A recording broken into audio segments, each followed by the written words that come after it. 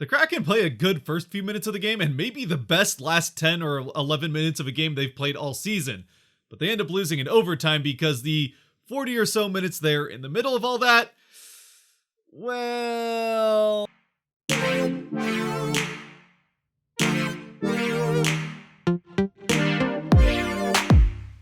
What's cracking, everybody, and welcome back to Kraken R&R, where unfortunately the Kraken are still looking for that first ever win north of the border in Canada, as they end up falling 4-3 to the Ottawa Senators in overtime. There was some good news before the game though, as the MLB Owners and Players Association finally came to agreement to end the lockout and get a CBA done, so we will have a Mariners season, as they finally look like they could be on the up and up.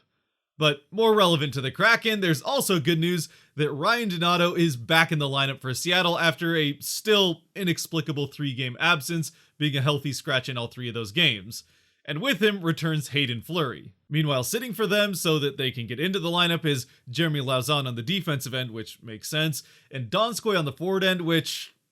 I guess somewhat makes sense. It's not been a great season for Donskoy, but I still think he would probably be a better guy to have in than Sheahan, but what do I know? Otherwise, the lineup's about the same as it's been all road trip for Seattle, in front of Drieger, who's in net for Seattle in this one, making it so far an even split in the 2 games, 2 starts for Drieger and 2 starts for Grubauer. And as we jump right into the game, it's all Kraken early in this one, as they really dominate play for the first about 8 minutes of the game, starting off with a very good chance for Donato and Geekie in front of the Sens net, which Forsberg is able to make the stop on both of those. Donato right in, making a difference right away, finally back in the lineup, trying to prove that he should have been there all along. And as we get to that 8-minute mark, Gio finds Gord through the neutral zone, who does bobble the puck a bit as he crosses the blue line, but is able to recover, fire off a shot which is tipped by Appleton in front of the net and into the back of it to give the Kraken the 1-0 lead early. Or at least it was 1-0 Kraken for a little bit, right up until it's challenged for offside, and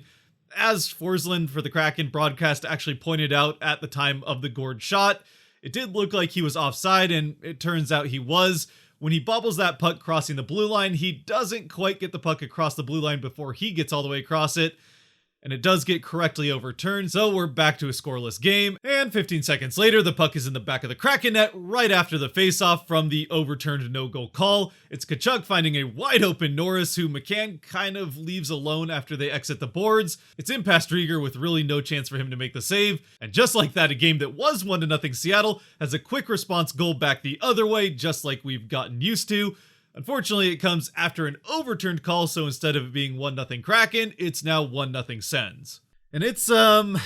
pretty much all downhill from there for quite a while, as Drieger ends up having to come up with a couple of pretty big saves to keep this from becoming a 2-0 game quickly. The Sens, for the rest of the first period, just won't let the Kraken cleanly across the blue line, aside from one push that McCann is able to get off that nearly scores. But aside from that, the Kraken can't get anything going, and it's all they can do to keep the Sens out of the net for a second time before the first intermission, where it still is 1-0 Ottawa. And right off the faceoff to start the second period, the Senators are pressing right back in the Kraken end of the ice, trying to still get that second goal, which they aren't quite able to get, at least this early on in the second period, but for their troubles, they do end up getting the first power play of the game. It's a too many men call on the Kraken, so yeah, pretty sloppy start to this period. The Kraken do look kind of confused about the call to start things off,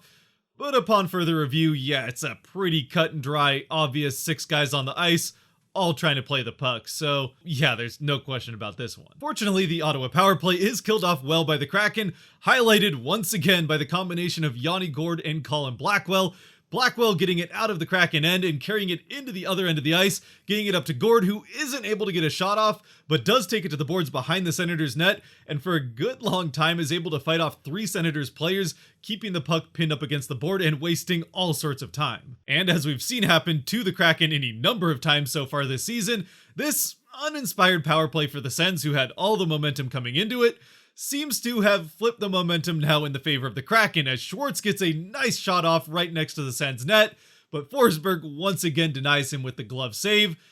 And then it turns out that that momentum quickly flips back the other way when the Sens get it back into the Kraken end. Stützle gets it up to Zub, who shoots it at the Kraken net. It's blocked in front by Tkachuk, but he's able to recover and chip it over Drieger's pad backhand and into the back of the net to give the Sens that 2-0 lead. The Kraken do press right back for the next couple of minutes, trying to cut that lead in half, including a couple of big shots from Geeky, all of which ends up being saved, and the puck does get cleared out of the zone. Larson goes back to retrieve it, but instead of going for the safe play with Kelly right behind him of just retrieving the puck in the defensive zone and looking for a pass afterwards, he goes for a quick 180 pass up to Johansson, instead fanning on the puck entirely, which Kelly is then able to pick up, carry in, shoot off on Drieger, and get it right past his pad into the back of the net, just sliding it along the ice. It's a soft goal that Drieger lets up, definitely one he should have come up with,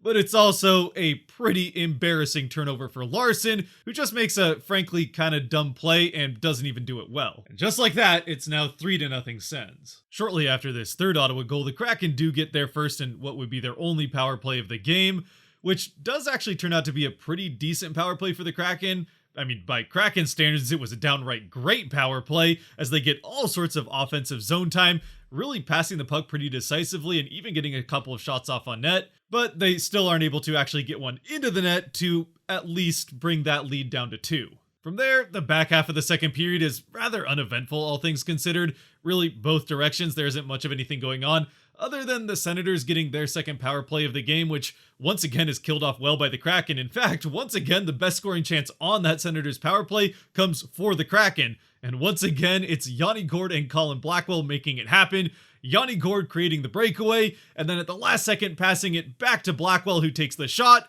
and just can't quite get it over the pad of Forsberg, so it does stay out of the net as Blackwell's got that close to his third shorthanded goal in just a handful of games, which, as we talked about in the last one, would also have been the third one of his career. So as we start the third, the Kraken, on a 3-game losing streak, are down 3-0 to the Ottawa Senators, and really through the first 7 minutes of this third period don't show any signs of trying to change that, as it's all Senators until that 7-minute mark, leading all the way up to a near mirrored situation to what got the Senators their first goal in this game, as once again it's Tkachuk from near the corner, firing it across the slot down to the other side of the net where there's a wide open Zub waiting to bank it into the net past Drieger. However, Drieger is able to get back across and get not his glove or stick to it, but instead his mask to the puck, banking it off of his face and off the post to keep this one out. A spectacular cross-crease headbutt save from Drieger, who had a bit of a tough night up until this point, and gets a little bit of help from his post friend next to him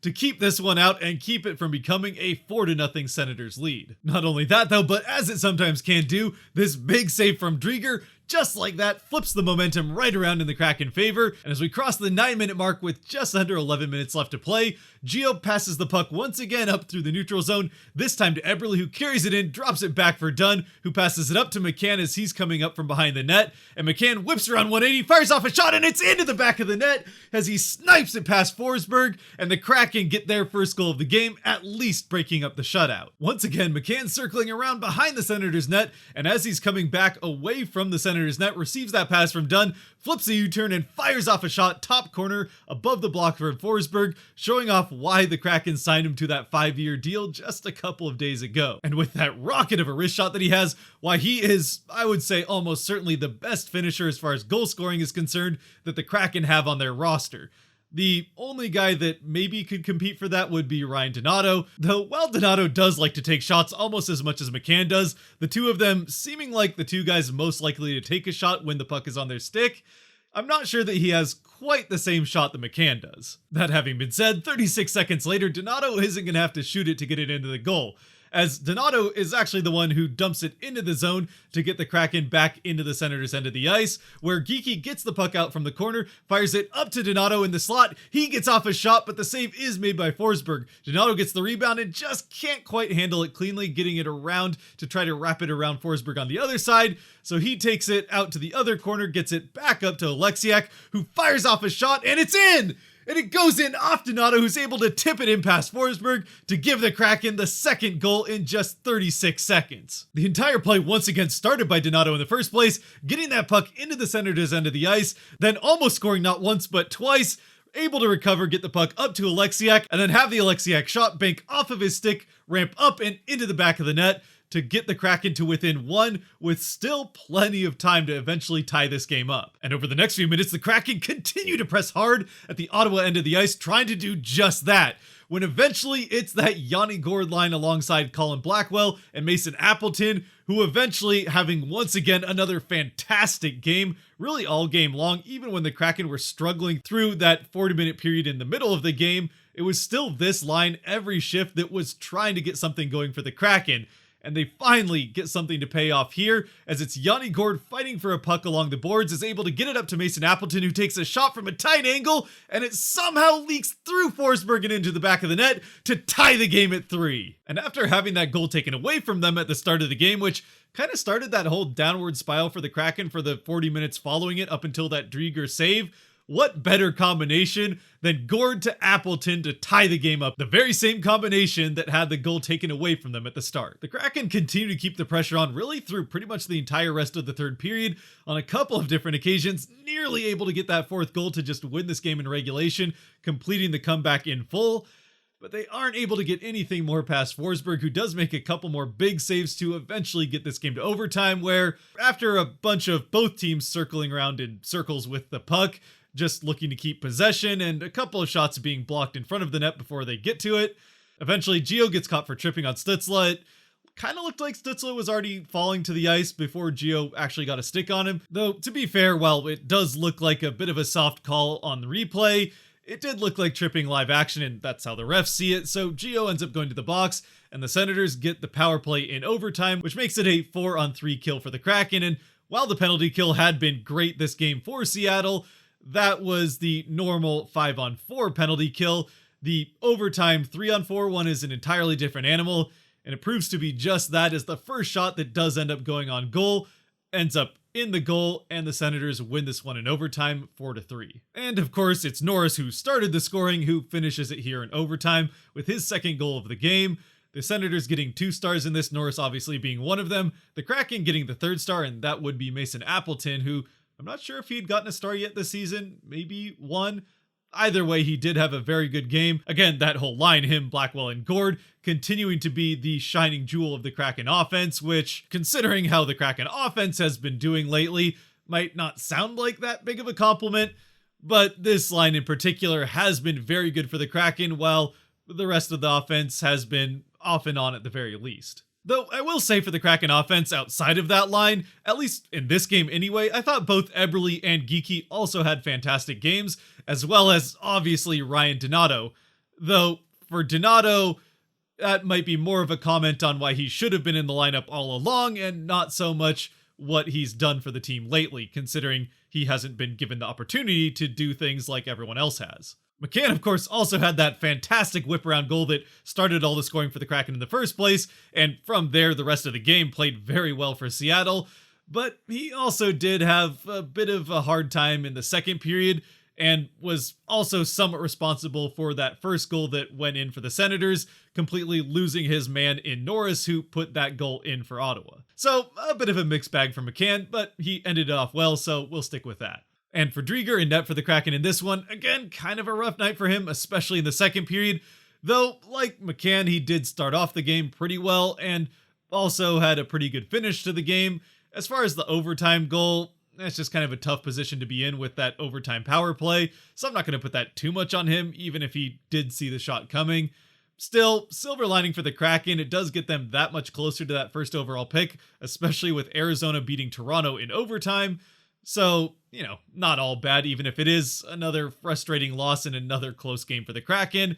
We do still want them to win every night, but if they're going to lose, at least the chance at Shane Wright is a good one. That all having been said, although the Kraken do lose their first meeting against the Senators tonight, they'll get one more chance here on this road trip to come away with a win and try to sweep the Montreal Canadiens in 2 games, beating them way back at the start of the season at home, which was their first ever win at home in Climate Pledge Arena. So they'll get a chance to complete that sweep on Saturday. And again, we'll go into that game hoping that the Kraken win. And if they don't,